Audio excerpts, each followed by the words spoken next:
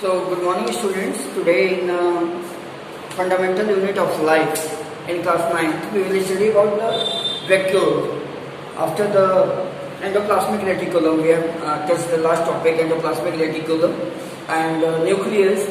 So after that, in that continuity, we are going to study about the vacuole. So what is this is also one of the important cell organelle. ये भी एक important cell organelle present है आपके cells में. और generally ये कि animals में, फंजाई में, प्रोटेस्टा में, बैक्टीरिया में हर जगह ये पाए जाते हैं vacuoles. When we are talking about the vacuoles, so in plants vacuoles are larger than the animals. जो वैक्यूल्स होते हैं in plants they are larger than the animals. और इनका मेन काम क्या होता है कि they act as storage material. जो स्टोरेज मटेरियल्स होता है या जो वेस्ट मटेरियल्स होता है, so they company all the things, चाहे वो वेस्ट मटेरियल हो, स्टोरेज मटेरियल हो, या ऐसे रिजर्व फूड मटेरियल्स हो, या फॉस्फोलिपिड्स हो, फैट्स हो, सो दे कंटेन. तो जब प्लांट्स की बात करिएगा तो टोटल वॉल्यूम ऑफ सेल, जितना भी टोटल वॉल्यूम ऑफ सेल है उसका 80% वैक्यूल्स के पास होता है in plants. And that's why we say कि प्लांट्स में जो वैक्यूल्स होते हैं they are larger in size. और यही एक वजह भी होती है कि when we are talking about the plant, so there is a cell wall. और सेल वॉल का मेन काम ये होता है कि जो वैक्यूल्स बड़े होते हैं वो करते क्या है कि जितने भी साइटोप्लाज्मिक ऑर्गेनेल्स हैं उनको बाहर की तरफ करने की कोशिश करते हैं. तो सेल वॉल के प्रेजेंस में व्हाट इट हैपेंस कि दे कंट्रोल है, उसको कंट्रोल करके रखते हैं. So that is the vacuole. Vacuole is membrane bound structure, अपने आप में एक मेम्ब्रेन बाउंड स्ट्रक्चर है. And the membrane which surrounds the vacuole is known as tonoplast. जो मेम्ब्रेन आपका बाउंड करता है आपके वैक्यूल्स को, that one is known as the tonoplast. Okay, so can right about the vacuoles. So what is vacuole? Vacuole is membrane bound structure.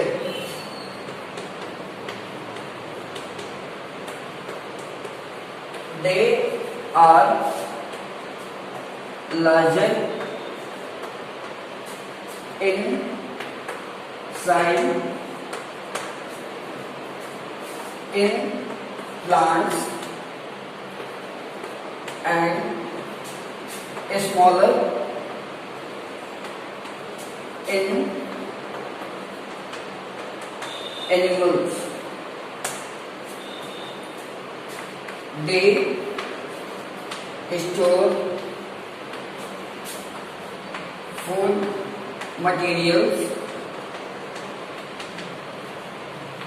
lipids and waste materials. The membrane which surrounds vacuole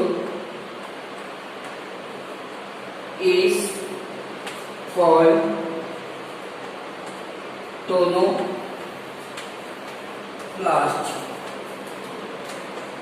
Okay, so this is about your vacuoles. So vacuole is a membrane bound structure. They are larger in size in plants. Be aware of this one. कि they are larger in size in plants. Plants में की size बड़ी होती है, and they are smaller in animals. They store food materials, lipid and waste materials, and the membrane which surrounds the vacuole is called tonoplast. Okay. They contain 80% volume of plant cell. जो 80% volume जो plant cell का होता है they contain. Okay, so this is all about your smaller cell organelles which is known as the vacuoles.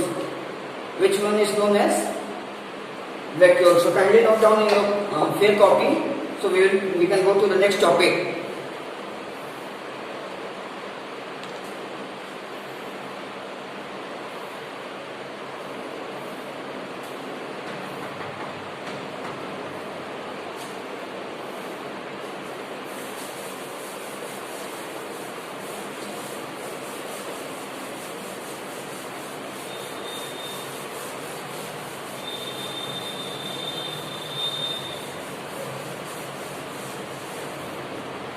So in the next topic we will study about the type of solution. एक important questions आते हैं कि अगर RBC cell है आप उसको hypotonic solution में रख दीजिएगा क्या होगा, हाइपोटोनिक सोल्यूशन में रख दीजिएगा तो क्या होगा, आइसोटोनिक सोल्यूशन में रख दीजिएगा तो क्या होगा. So there are three types of solution: hypotonic, hypertonic and isotonic. और what are the overall functions इनके क्या हैं कि पढ़े होंगे in case of the osmosis कि there is the movement of water from higher concentration to lower concentration. Water का movement from higher concentration to lower concentration. अगर उस परसेप्शन को हम यहाँ पे टाइप ऑफ सेल्स में लागू करें तो हाइपोटोनिक सोल्यूशन क्या होता है कि that the water will be pure और वाटर का कंसंट्रेशन ज़्यादा होगा. तो अगर हम कोई सेल एक बीकर में रखते हैं और मान लीजिए फॉर एग्जांपल रेजिन या रेजिन का मतलब यू कैन से किशमिश, अगर हम किशमिश को एक पानी में रखते हैं, एक या दो या चार किशमिश को 24 आवर्स के लिए छोड़ दें, हाइपोटोनिक सोल्यूशन की हम बात कर रहे हैं, तो होगा क्या. For example talk about hypotonic solution. Okay, तो what happens, take a beaker, आपने बीकर लिया, उसमें किया क्या,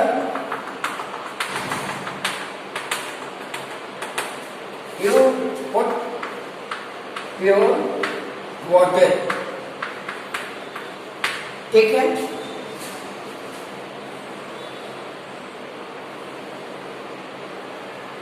You put pure water, उसमें क्या किया,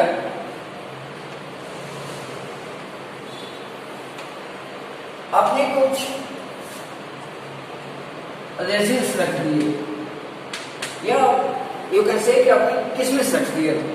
होगा क्या, वाटर का कंसंट्रेशन ज्यादा है और किशमिश का कंसंट्रेशन कम. So water will move from the higher concentration, यानी वाटर से किशमिश की तरफ आपका मूव करेगा and the cell will get swell या रेजिन विल गेट. रिजल्ट क्या होगा इसका, water will move from higher concentration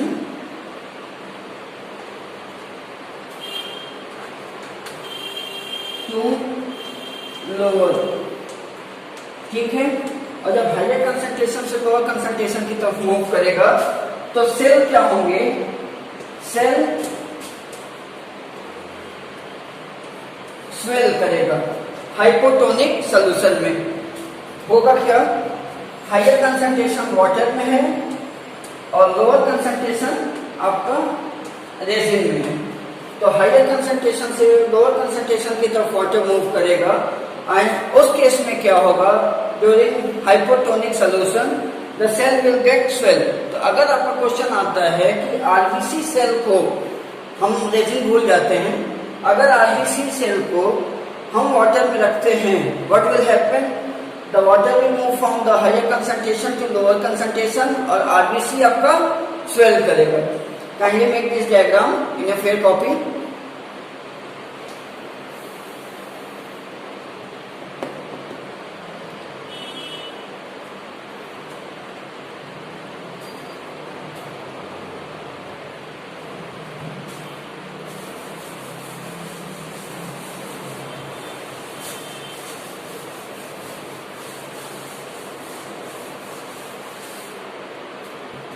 When we talk about the next condition,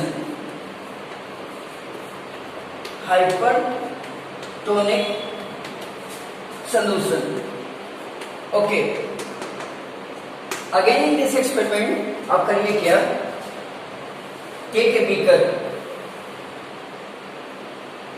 आप बीकर फिर लेंगे, यहां वाटर मिक्स करेंगे, लेकिन ये वाटर होगा क्या, वाटर प्लस सॉल्ट होगा.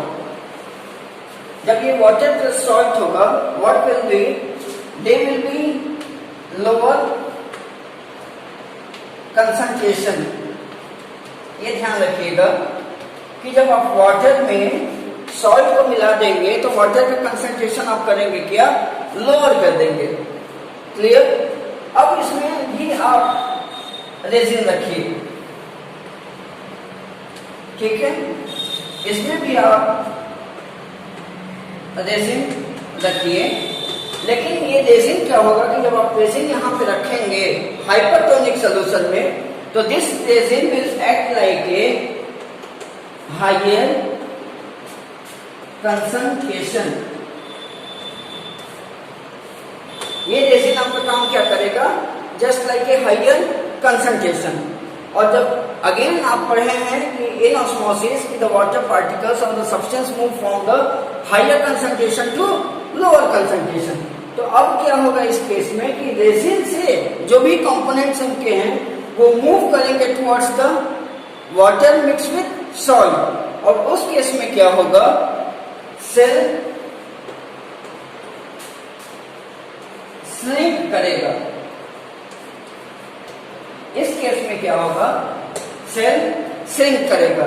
तो हाइपरटोनिक सॉल्यूशन के केस के दौरान व्हाट विल हैपन कि हाइयर कंसंट्रेशन आपका रेजिन का हो गया, लोअर कंसंट्रेशन आपका वाटर का हो गया। So the water will move from the higher concentration to the lower concentration and makes the cell will get shrink. तो अगर क्वेश्चन आपका आता है कि अगर एक आरबीसी सेल को हाइपरटोनिक सॉल्यूशन में रखते हैं, what will happen, it will get shrink. Can you make this diagram in your fair copy?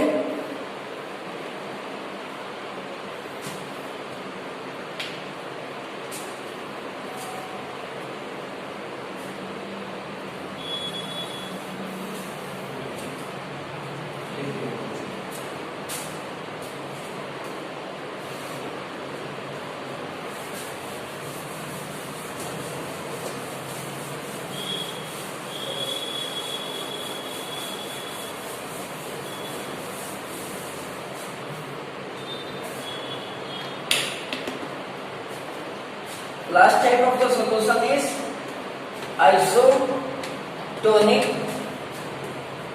solution. Okay, isotonic solution. So what will happen here in the isotonic solution? Again we take beaker, ठीक है, अब beaker ले लिए। यहां करेंगे क्या आप इस समय कि आप इसमें ऑयल डालेंगे जो कि क्या है, फैट है। क्लियर। यहां वाटर नहीं लेंगे, यहां वाटर प्लस सॉल्ट नहीं लेंगे, हम करेंगे क्या, यहां पे ऑयल लेंगे। ऑयल के साथ आप करेंगे क्या कि जो सेल्स आपके होंगे, सेल्स की जगह आप करेंगे क्या कि you will take ground nut. ये भी आप क्या कर रहे हैं कि दे इज ऑल्सो ऑयल या फैटी पार्ट होते हैं। अब इसमें देखिए है क्या पिकुलियर थिंग्स कि दोनों का कंसंट्रेशन सेम है। आप ऑयल लिए हैं और उसमें ग्राउंडनट आपने डाला है, तो दोनों का कंसंट्रेशन इक्वल है, ना इसका कंसंट्रेशन हाई है ना उसका कंसंट्रेशन लो है। तो यहाँ पे क्या होगा, there will be no movement of water from this side to that side और from that side to this side. यहाँ पे आइसोटोनिक सॉल्यूशंस में ऑयल का मूवमेंट ग्राउंडनट की तरफ नहीं होगा या ग्राउंडनट के कंटेंट का मूवमेंट ऑयल की तरफ नहीं होगा, क्योंकि दोनों सॉल्यूशंस का कंसंट्रेशन सेम है। If the concentration will be the same, there will be no change on the cell. So right.